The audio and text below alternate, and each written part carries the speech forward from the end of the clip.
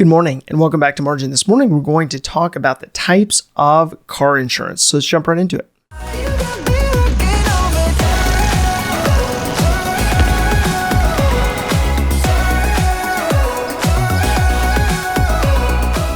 Insurance coverage and the types of insurance. That can be such a touchy subject, especially with all the competing personalities and thought processes around this. So what I wanted to do is just share my understanding, my experience of the insurance industry when it has to do with cars in particular. So I found it to be so helpful to have a local fiduciary that works on my behalf to find me the best rates.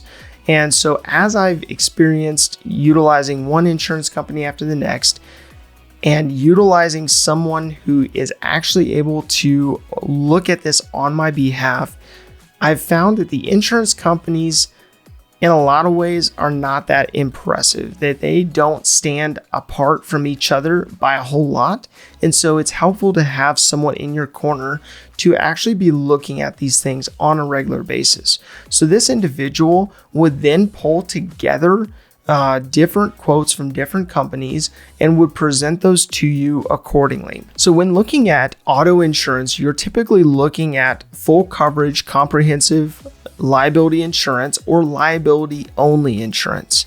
And so these are the two components I want to look at in particular today and figure out what is best for you. So within the auto insurance industry, there's so many competing voices, and that's why I have utilized a fiduciary. I've utilized someone who's local, who can shop the rates and the companies for me on my behalf. And I would just encourage you today to try to find a fiduciary to help bridge the gap between these large insurance companies and what they're providing, and being able to read between the lines and figure out what policies are actually competing with each other and what provisions are best for you. So auto insurance coverage can be a touchy one when it comes to trying to shop rates, when you're trying to get the information you need to make decisions accordingly. And that's why I use a fiduciary. I use someone who shops the rates and works directly with the companies to figure out what policies I should have, and then also what level of coverage I should adopt. And so I bring this up at the very beginning of this episode because I've found it to be a game changer. I used to go through the process of shopping around rates directly with companies, trying to figure out how to compare what coverages they were providing. And oftentimes that can be very challenging. That can be very difficult. It can be a difficult process. And so what I would encourage you to do is to locate a local fiduciary that can work on your behalf. So you'll want this fiduciary to go before you in finding a insurance provider that has a great reputation, that has been around a long time and can be competitive with their rates. And so utilizing this individual will help you to look at your policies from a holistic perspective and looking at not just your auto insurance, but maybe your homeowners or renters insurance, as well as other components, and how you can look at all of those and see which companies actually provide the best coverage for the various components that you need. So comparing policies, you're going to be looking at a comprehensive policy and a liability-only policy. And so I wanted to jump into this today because I oftentimes see people who are either not insured, underinsured, or overinsured, and have not gone through the process of necessarily bringing in the right person to help ensure that they are properly insured. So going through this process, if you utilize a fiduciary or you do it on your own and you find that multiple insurance companies are coming in very, very close together, you may want to consider looking at whether an insurance company, a provider will provide you with a rental car coverage in the event of an accident where your car is not able to be used, but it is your fault. You are at fault for that accident, and it's not the other insurance company providing that rental car for you. But also looking at coverage on glass, replacement of your windshield or cracks or chips, for free, or also looking at free roadside assistance or towing, and trying to figure out those differentiators that give you as much coverage possible for the best rate. So besides this, the first component you'll want to look at is figuring out who owns your vehicle. I know that sounds funny, but if you have a loan through a financial institution for your vehicle, technically you don't own the vehicle.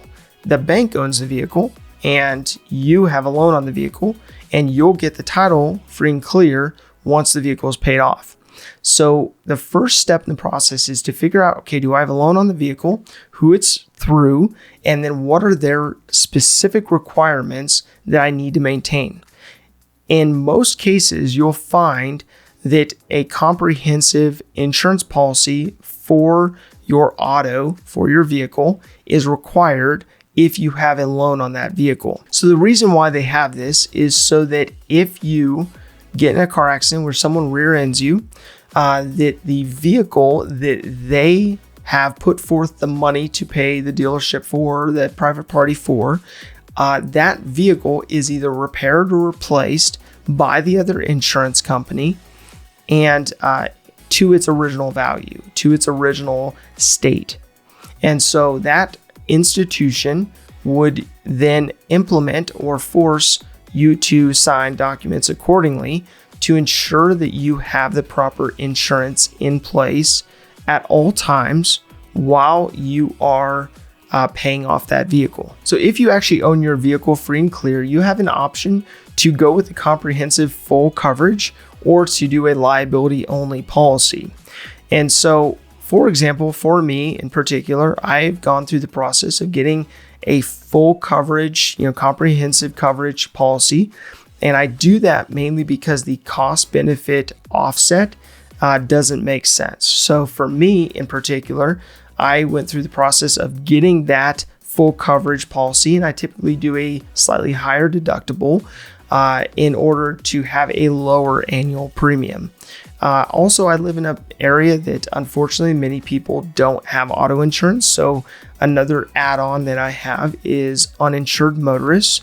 And what you may consider is looking at your specific region and what may be aspects that are important to you for various add-ons for your insurance policy in particular. So if you do have liability only, this literally only covers the liability of your vehicle in the event that you hit someone else. So it covers their vehicle, it covers their injuries or anything related to that. But what you want to consider is the fact that that liability policy only does not cover your vehicle. And so your vehicle in particular will be the one that you'll have to cover on your own if you have a liability only policy.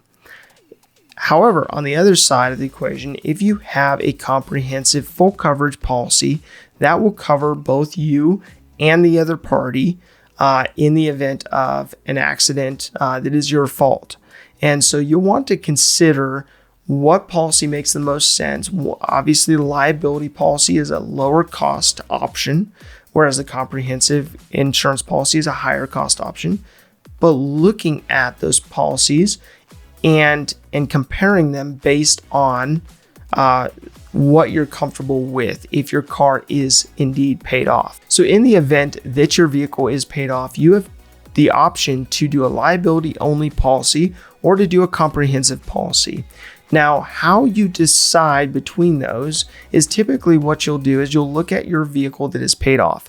And for this example, if you have a 2000 Ford Taurus that's worth, let's say $2,200, and that comprehensive policy on that vehicle to cover you as the driver and that vehicle as from a full coverage standpoint is $133 per month. That's just the average right now for an auto insurance policy. So we'll use that.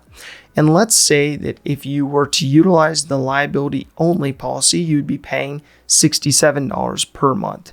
So that difference when you're looking at it is $66 per month. So if you divided that $66 into the value of that Taurus of $2,200, you're looking at a break even of about 33 months, about 3 years.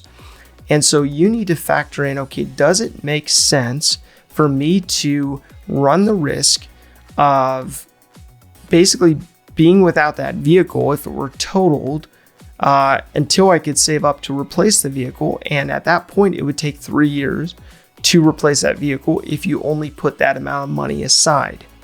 Now, with a comprehensive policy though, you would then have a like vehicle that is replaced immediately. So you could get to work or, move the family around accordingly.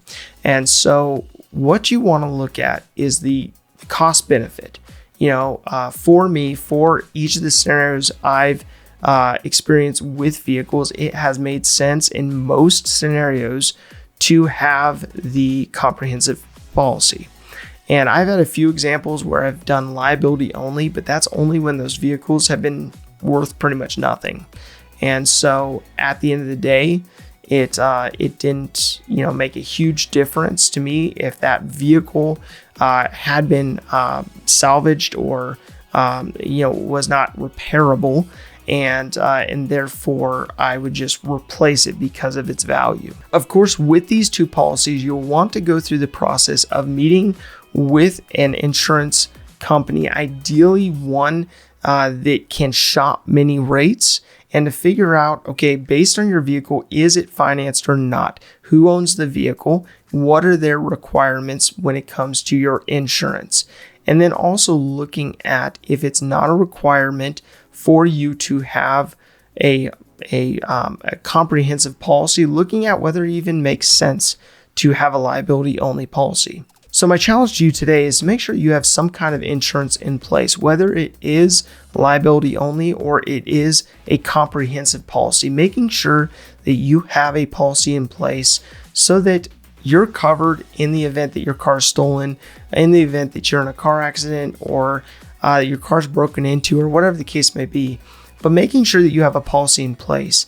Now, unfortunately, when it comes to insurance and the lack of insurance or underinsured individuals is a leading cause of bankruptcy. So making sure that if your car is financed, that you are abiding by their requirements so that they don't have to enforce their level of insurance and the fees and everything else on you for non-compliance. My call to action today comes down to looking at your insurance policies for your vehicles to make sure that you have what you need in place, to make sure that you are covered so that you, your spouse, your family are covered and protected. If this information is helpful to you, please do like, subscribe, and hit the notification bell so you're reminded to come back on a daily basis and improve in managing your personal finances. Thank you for your time. Enjoy your day. We'll see you back here tomorrow.